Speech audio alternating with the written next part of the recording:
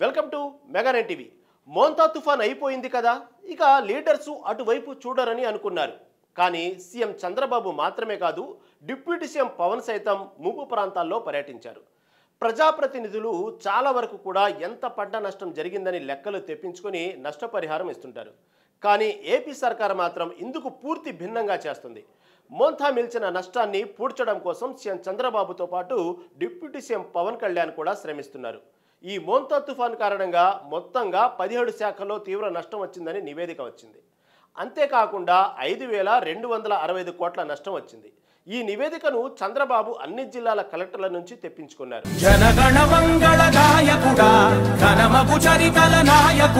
ఇందులో కాకినాడకు సంబంధించిన వివరాలను డిప్యూటీ సీఎం పవన్ కళ్యాణ్ తెప్పించుకున్నారు. అయితే కాకినాడ జిల్లా పరిధిలో మొత్తం 21 మండలాలు, 7 మున్సిపాలిటీలపై తుఫాన్ ఎఫెక్టు పడింది. మొత్తం 61 ఇళ్లు దెబ్బతినగా 41,932 కుటుంబాలపై మోంతా ప్రభావం చూపింది. అందులో 27,624 మత్స్యకార, 313 చేనేత కుటుంబాలు ఉన్నాయి. 21,711 హెక్టార్లలో పంటకు నష్టం వాటిల్లింది.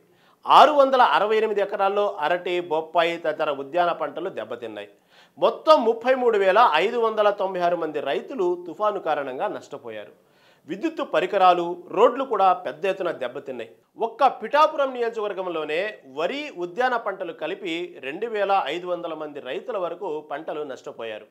ప్రస్తుతం అంతటా ఉపశమన చర్యలు జరుగుతున్నాయి. ఈ నేపథ్యంలో పవన్ కళ్యాణ్ సైతం కాకినాడ పరిధిలో వివిధ శాఖ అధికారులతో సమీక్ష నిర్వహించారు. ప్రస్తుత పరిస్థితులపై ఆరా తీశారు. ప్రతి ఇల్లు నిన్నే నిన్నే పిలిచింది. మోంతా తుఫాను ప్రభావంతో నష్టపోయిన ప్రతి ఒక్కరికి న్యాయం చేయాలని అధికారులను ఆదేశించారు. పంట నష్టం, ఆస్తి నష్టం అంచనాలు పకడ్బందీగా రూపొందించాలని సూచించారు. ప్రభుత్వం నుంచి ప్రకటించిన సాయం నష్టపోయిన ప్రతి ఒక్కరికి అందేలా చూడాలని తెలిపారు. పిఠాపురం నియోజకవర్గం పరిధిలోని తీర ప్రాంత గ్రామాల్లో పారిశుద్ధ్యం, తాగునీటికి ఇబ్బందులు రాకుండా చూడాలని సూచించారు. సముద్రానికి ఆనుకొని ఉన్న మత్స్యకార గ్రామాల్లో పరిస్థితులపై ఎప్పటికప్పుడు నివేదికలు పంపాలని ఆదేశించారు. ఇదిలా ఉంటే సీఎం చంద్రబాబు, పవన్లకు ప్రధాని మోదీ నుంచి ఫోన్ వచ్చినట్లు తెలుస్తోంది.